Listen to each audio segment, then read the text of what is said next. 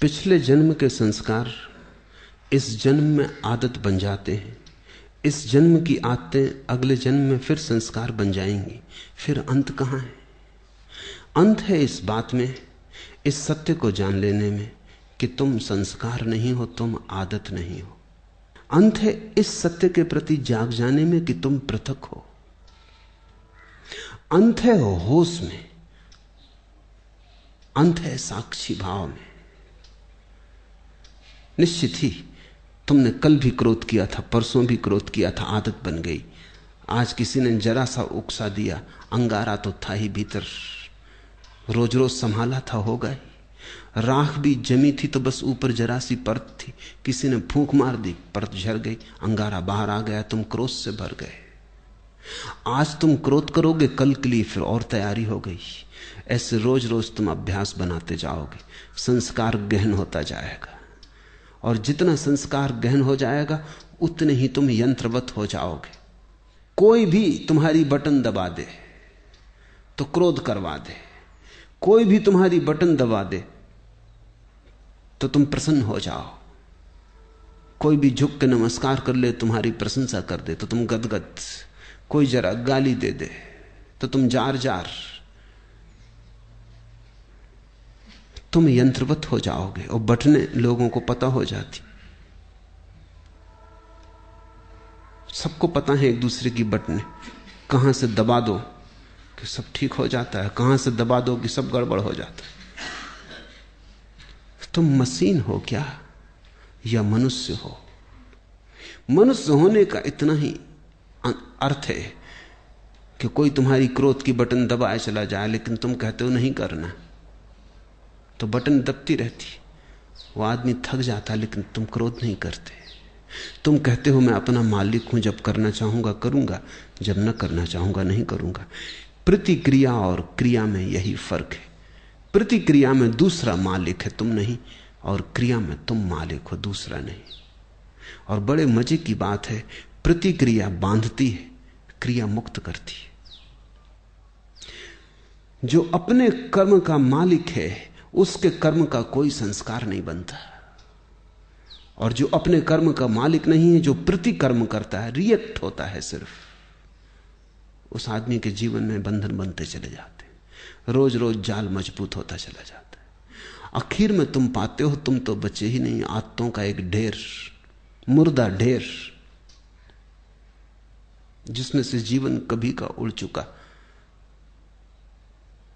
पक्षी तो जा चुका है जीवन का बहुत पहले, कटघरा छूट गया है, पिंजड़ा छूट गया है। जागो इसके पहले कि देर हो जाए, और आदतों से मुक्त होना शुरू करो। मैं तुमसे ये नहीं कह रहा कि बुरी आदतों से मुक्त हो जाओ और भली आदतें बना लो। तुम्हारे महात्मागण तुमसे यही कह रहे हैं।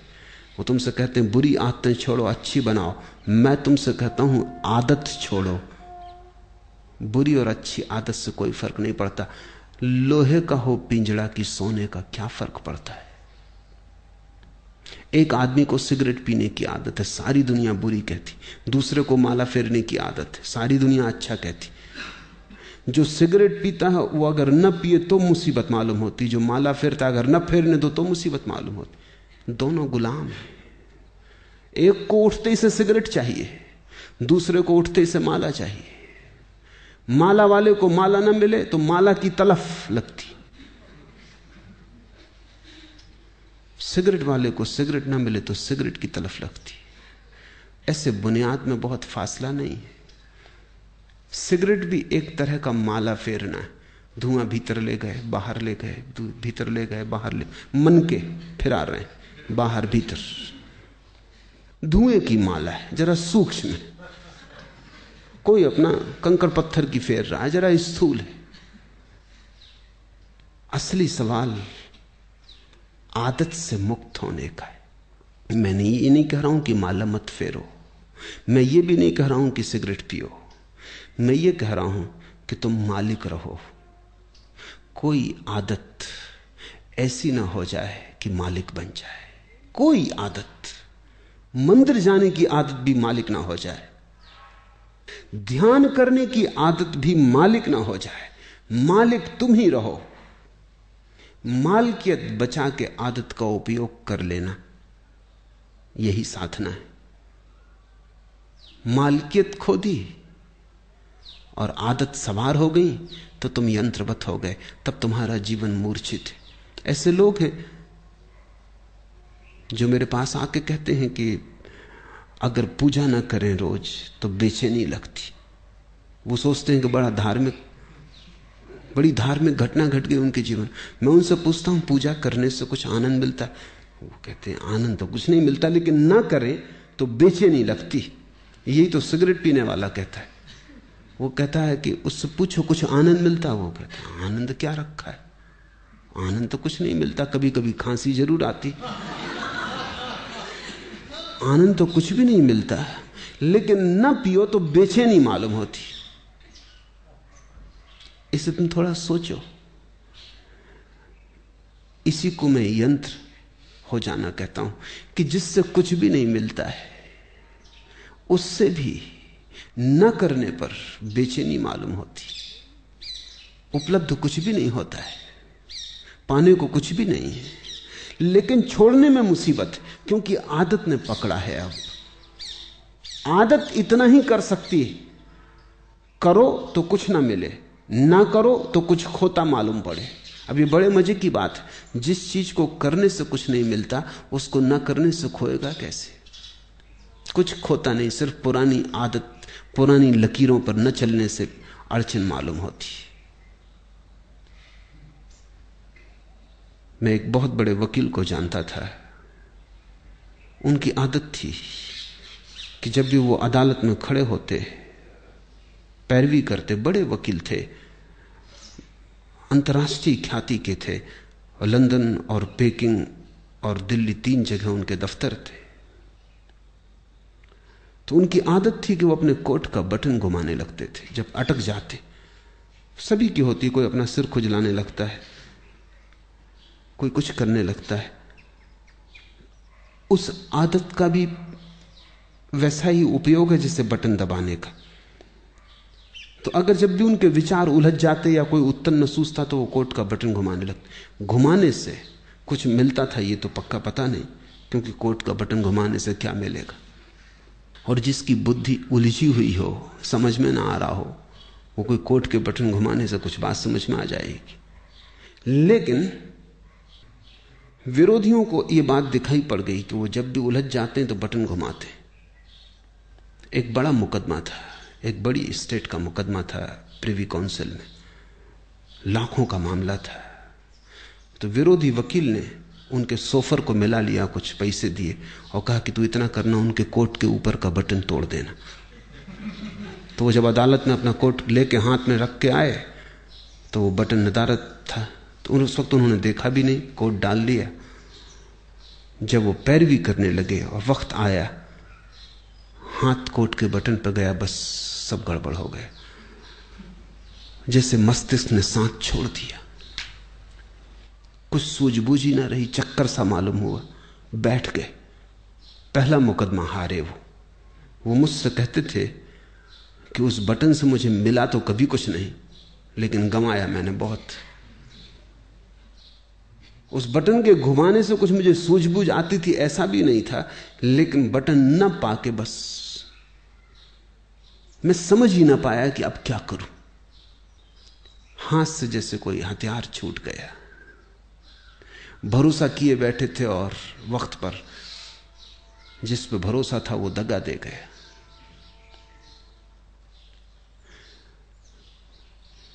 जिनको तुम आदतें कहते हो, बुरी हो या भली, इससे कोई भेद नहीं पड़ता।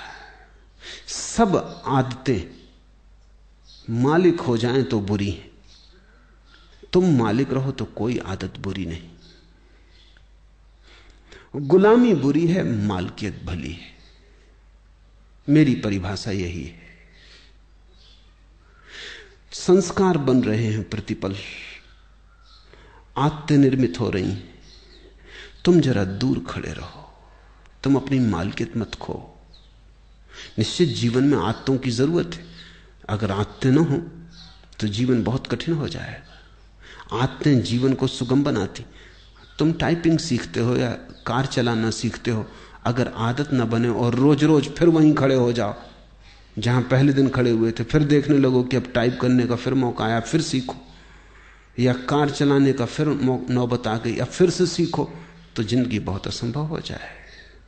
तुम कार चलाना एक बार सीख लेते हो, आदत बन गई, फिर हाथ ही काम किए चले जाते हैं, फिर तुम्हें ध्यान भी देने की जरूरत नहीं होती।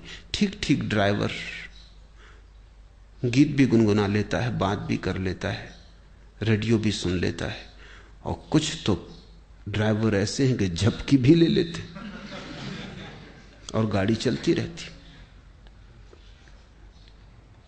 जीवन में आदत की जरूरत है, बस ध्यान इतना ही रखना जरूरी है कि आदत मालिक ना हो जाए।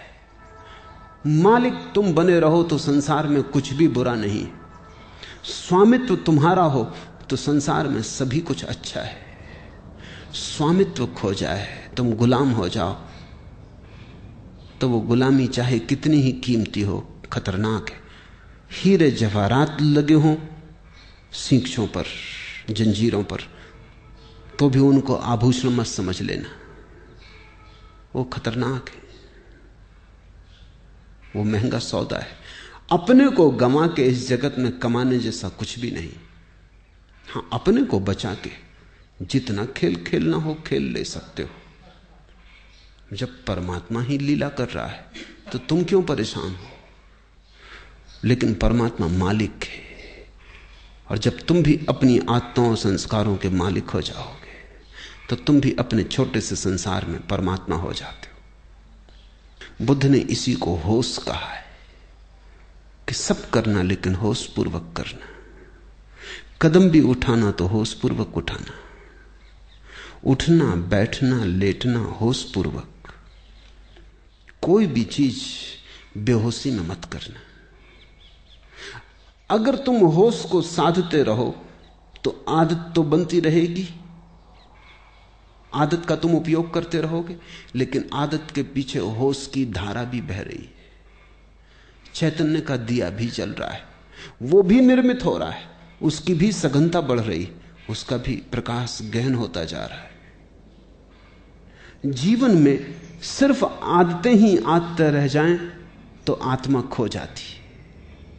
आदतों के पीछे तुम भी रहो अलग पृथक, और इतनी तुम में मालकियत हो कि किसी आदत को अगर तुम छोड़ना चाहो तो इसी क्षण छोड़ दो, लौट के दोबारा सोचने की जरूरत भी ना पड़े। मैंने सुना है कि जब पहली दफा उत्तर ध्रुव पर यात्री पहुंचे तो वो एक बड़ी मुसीबत में पड़े। 3 महीने का भोजन था, वो चुक गया,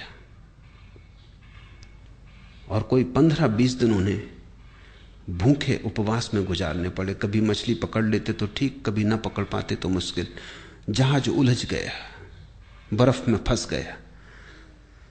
लेकिन उन यात्रियों का जो कैप्टन था, उसको सबसे ज्यादा जो मुसीबत आई वो भोजन की नहीं थी। लोग बिना भोजन के रहने को तैयार थे, यात्रियों का दल। सिगरेट की सबसे ज्यादा मुसीबत खड़ी हुई। सिगरेट खत्म हो गई तो लोगों ने जहाज की रस्सियां काट काट के पीना शुरू कर दी।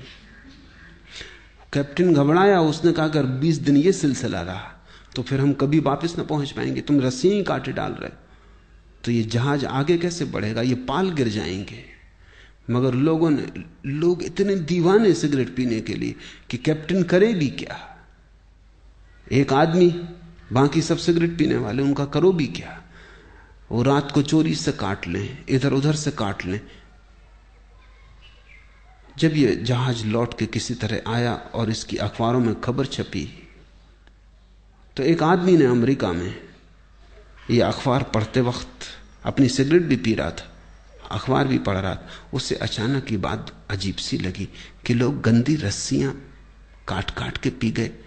वो भी चेन स्मोकर था। उसने सोचा, हाथ में सिगरेट थी, उसने सोचा कि क्या यही गति मेरी होती है अगर मैं भी उनके साथ होता? क्या मैं भी रस्सियां काट के पी जाता? एक क्षण उसे ख्याल आया, उसने सिगरेट एस्ट्रे पर रख दी और उसने कहा अब इसको तभी उठाऊंगा जब मेरी ऐसी दशा आ जाए कि मुझे लगे अब मैं गंदी रस्सियां भी पी सकता हूं, नहीं तो नहीं उठाऊंगा। 20 साल बीत गए, वो सिगरेट अपनी टेबल पर ही रखे रहा। लोग उससे पूछते भी कि आधी जली सिगरेट यहां क्यों रखी। वो कहती कि इसको मुझे उठाना है किसी दिन, लेकिन उसी दिन उठाऊंगा जिस दिन मेरी पीड़ा ऐसी हो जाएगी कि आदत बड़ी और मैं छोटा हो जाऊंगा। लेकिन मैं प्रतीक्षा कर रहा हूं। वो घड़ी आती नहीं। 20 साल बीत गए, मैंने 20 साल से सिगरेट नहीं पी है और याद भी नहीं आई है। मैं याद करने की कोशिश कर रहा हूं कि कभी भी आ जाए, क्योंकि मैं जानना चाहता हूं किस मुसीबत में जहाज के लोगों को रस्सियां पीनी पड़ेंगी। लेकिन वो कभी ना आई। उसने अपना संस्मरण लिखा, मैं संस्मरण पढ़ रहा था। उसने संस्मरण में लिखा है कि मैं समझ नहीं पाता कि क्या बात हो गई, क्योंकि पहले भी मैंने कई बार सिगरेट छोड़ना चाहिए थी लेकिन नहीं छोड़ सका था। कई बार छोड़ी भी थी तो 2 दिन के बाद फिर पीने लगा था। लेकिन क्या हुआ? अब तो मैं छोड़ा भी नहीं था, सिर्फ प्रतीक्षा कर रहा हूं कि जब भी आदत पकड़ लेगी और झकझोर डालेगी तो पीऊंगा। लेकिन मैं सिर्फ ये जानना चाहता हूं कि मैं भी उस जहाज में अगर होता तो क्या मैंने रस्सियां पी होती। 20 साल से आदत आई नहीं। मेरी समझ में नहीं आता कि हुआ क्या। उसकी समझ में नहीं आ रहा, क्योंकि उसे ध्यान का कुछ पता नहीं, होश का कुछ पता नहीं। इसने छोड़ी नहीं है सिगरेट, छूट गई होश के कारण, क्योंकि वो एक ही होश साधे हुए कि जब इतने जोर से तलफ पकड़ेगी कि मैं रस्सियां पी लेता तभी पीऊंगा। लेकिन उस होश के कारण तलफ नहीं पकड़ती। होश हो तो तलफ पकड़ती ही नहीं। अब उसे कोई होश को जानने वाला मिले तो उसे उत्तर मिले, लेकिन अनजाने उसने होश साध लिया है। तुमसे मैं कहता हूं, जो जो आदत तुम्हें पकड़े हो, जबरदस्ती पकड़े हो, उसके प्रति होश साधना। मैं तुमसे नहीं कहता सिगरेट पीना छोड़ो, मैं कहता हूं होश पूर्वक पियो। मैं तो यहां आश्रम में एक कमरा बनवाने जा रहा हूं जहां होश पूर्वक सिगरेट पीने वालों को सुविधा होगी कि वो जाके वहां सिगरेट जरूर पिए, लेकिन जितनी देर पिए उतनी देर ध्यान रखें। एक क्षण को भी बेहोशी में न पिए बस। फिर अगर पीना हो तो मजे से पिए, कोई हर्जा नहीं। लेकिन मैं जानता हूं अगर होश सध जाए तो ऐसी मूढ़ता कौन करेगा। ऐसी मूढ़ता तो बेहोशी में ही होती है। तो मैं तुमसे कुछ भी छोड़ने को नहीं कहता, क्योंकि मैं जानता हूं छोड़ने से कभी कोई छोड़ नहीं पाया। मैं तुमसे केवल होश साधने को कहता हूं, क्योंकि मैं जानता हूं होश साधने से जो भी व्यर्थ है अपने आप छूट जाता है और जो सार्थक है बच रहता है। होश आध्यात्मिक जीवन की आखिरी कीमिया है, अल्केमी है, वो रसायन है। उसके अतिरिक्त सब विस्तार की बातें हैं। आज इतना ही।